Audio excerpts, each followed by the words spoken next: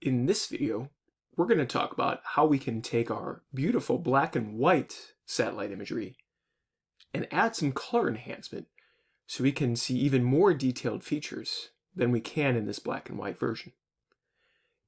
In a previous video, we created this water vapor imagery, a channel 9 water vapor imagery from Goes East. Today, we want to start with a new notebook and work on creating a color enhanced image. And so we want to go back here to our notebooks, color enhanced satellite imagery, go ahead and duplicate that. Go ahead and send that copy off to our working directory.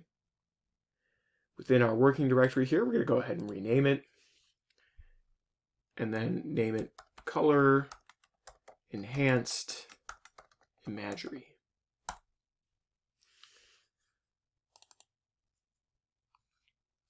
And so this notebook is going to look a lot like our previous notebook, creating a simple water vapor image.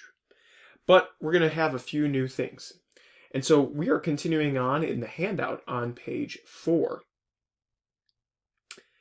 And so first, let's go ahead and just get our data populated. Again, we need to change our kernel to work appropriately for us. So once we see that kernel all set to go, then we can go ahead and import our modules, use our definition, and then grab our data. I'm going to go ahead and change this to the 29th again so it can be similar to this other image that we had previously made, so we can go back and forth between the two. And we'll go ahead and run that to gain access to that data. And so now we want to understand how we can add a color enhancement. And so the first thing we need to do is we can see all the different color maps that are available from MetPy. But let's go ahead and look them up here in our video. And so we want to look up MetPy color tables. And the first link should work for us. And so here we see the same thing that is in our handout, these MetPy color maps. So most of the color maps we've used so far this semester have come from Matplotlib. And they have a wonderful set of color maps that are good for any number of different sources. But for meteorological conditions, there are sometimes some specific color maps that either we've historically used or that are more appropriate to use than one we can get from Matplotlib. And so that's never more true than for satellite color enhancements, a very particular aspect of meteorology. And so there are a couple important color maps that are available in MetPy that we could use. And so we were making a water vapor imagery, and there are two specific water vapor color maps that we could use from MetPy for our purposes. One is this WV Sims, and one is WV_TPC, or from the Tropical Prediction Center. Now, these color enhancements, whether they're used for water vapor or the ones that begin with IR for infrared, are typically done for a specific purpose. And so for the ones from TPC, or the Tropical Prediction Center, are ones that are geared towards tropical weather, for example, hurricanes. Others might be more generic, and you can use different ones depending on what you exactly are looking for. For example, I really do enjoy the WV Sims one for water vapor and the IR DRGB for infrared maps. But again, this is where you as map maker get to make some choices. And so the question is then, how do we use one of these color maps within our notebooks? Coming back over to our notebook and scrolling down to where we're making our map, the first couple of lines here are the same as what we used in our previous map to make our simple maps.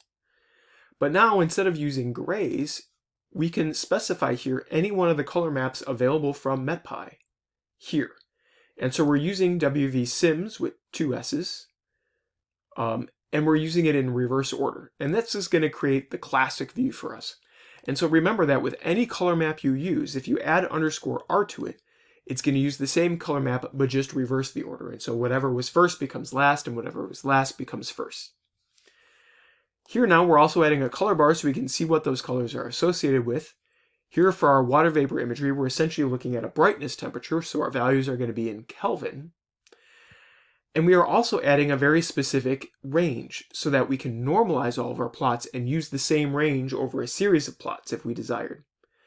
And so for our water vapor, 200 to 280K is generally a good solution.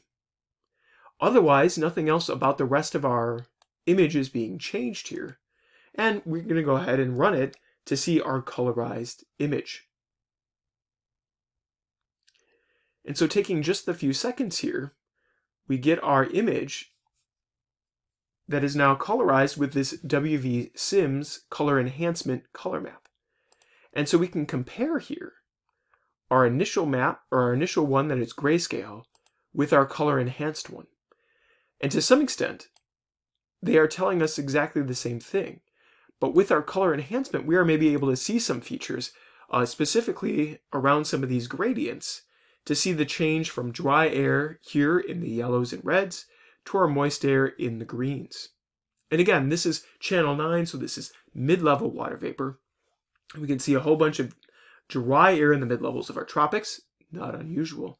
And that around our mid-latitude cyclones, we have a much more complex moisture profile in the mid-levels that allow us to see this kind of cyclonic rotation associated with this cyclone that was moving through the Midwest on March 28th and 29th. And so it's not too hard to change our color enhancements. If we wanted to, we could change to our WV_TPC by just going back to our setting here and setting this to WV_TPC and rerunning our cell. Oops, I said TMPC, used to writing TMPC, but we went just TPC and getting our map. And so this is great and this is fine, but again, this color enhancement is more specifically done for our hurricanes, which are going to give us a different look in our mid-latitude regions. But you can see, again, we're still getting some important information here. In this break, we may not have set up perfectly with our particular range, and so we could even work on that range to set it differently for our particular scenario here. So that's it. It's not too hard to add in a little bit of color enhancement here using our color map, and we always want to add a color bar so we know what those colors are associated with it. And you may want to look at some other satellite imagery around to see what might be a good range for our values. Typically, you're going to want to specify a range when we're using a color map so that we can get a better sense of between maps, that we get the same look for the same amount of moisture or for the same brightness temperatures from our infrared maps. One note on saving maps here. It is great to be able to use our strings, our format strings, our F strings, when we're setting up our naming convention. And so here I'm setting up the naming convention using the value vtime, and then using the different parameters to set the year, month, day, and the hour, minute separated by an underscore, so that we get unique names for each map we make. For this one, since it's a color enhanced one, I just added the underscore color enhanced tagline here before our .png.